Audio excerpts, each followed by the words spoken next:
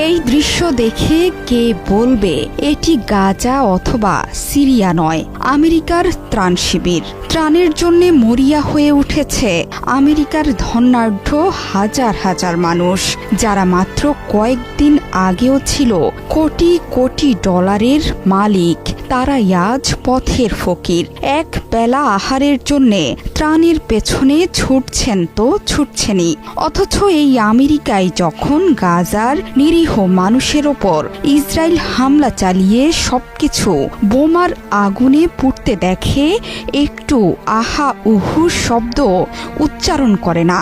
ইসরায়েলকে অন্ধ সমর্থন দিয়ে যাচ্ছে যুগের পর যুগ ধরে। তাহলে কি গাজার নিরীহ মানুষের হাহাকারের প্রতিশোধ আমেরিকার ধনাঢ্য মানুষের আর্তনাদে ফেরত এসেছে, যারা আজ পথে দাঁড়িয়ে দুমুঠো আহারের জন্যে হাপিত্তেশ করে মরছে? ত্রাণের জন্য রীতিমতো হুমড়ি খেয়ে পড়ছেন আমেরিকানরা।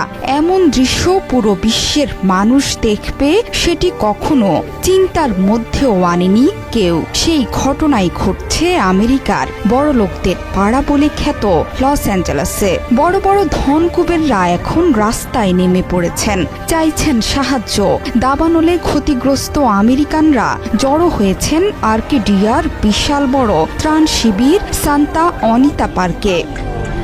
বিশাল এলাকা জুড়ে দাবানল ছড়িয়ে পড়ায় এবং বেশিরভাগ বাড়িঘর পুড়ে যাওয়ায় পোশাক, পানি, ডাইপার এবং শুকনো খাবারের ব্যবস্থা করা হয়েছে ত্রাণ শিবিরে। অনেকে এখানে এসেছেন স্বেচ্ছাসেবক হিসেবে, শুধুমাত্র ক্ষতিগ্রস্তদের সাহায্য করতে। যার যা আছে তাই দিয়ে দেয়া হচ্ছে আগুনে পোড়া ঘর বাড়ির মানুষকে। কেউ কেউ অর্থ দিতে না পারলেও সময় দিয়ে ক্ষতিগ্রস্তদের সহযোগিতা করতে চাইছেন।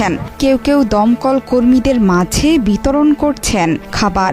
একজন বলেছেন তিনি পানি সাহায্য করেছেন, খাবারের মধ্যে দিয়েছেন সিরিয়াল এবং পাস্তা। পাশাপাশি মুখে পরার মাস্ক আর পরিষ্কারের জন্য কিছু মোছার কাপড়ও নিয়ে এসেছেন অনেকে। এই রাজ্যে হলিউড তারকাদের বসবাস, তারাও সাহায্য দিয়েছেন। স্থানীয় রেস্তোরাঁগুলো বিনামূল্যে খাবার বিতরণ করছে। ক্যালিফোর্নিয়ার গভর্নর বলেছেন যুক্তরাষ্ট্রের ইতিহাসে সবচেয়ে ভয়াবহ বিপর্যয় এটি। এখন পর্যন্ত 24 জনের প্রাণহানি হয়েছে, ধ্বংস হয়েছে হাজার হাজার বাড়িঘর, সরিয়ে নেওয়া হয়েছে লাখো বাসিন্দাকে। অর্ধেকের বেশি লস অ্যাঞ্জেলেস পুড়ে ছাই হয়েছে। 2017 সালের পর লস অ্যাঞ্জেলেসের ইতিহাসে সবচেয়ে বড় অগ্নিকাণ্ড এটি। সেক্ষেত্রে দায়ী ছিল বিদ্যুতের তার থেকে সৃষ্ট আগুনের ফুলকি। তবে কী কারণে এবারের আগুন সেটি এখনো স্পষ্ট করে জানাতে পারেনি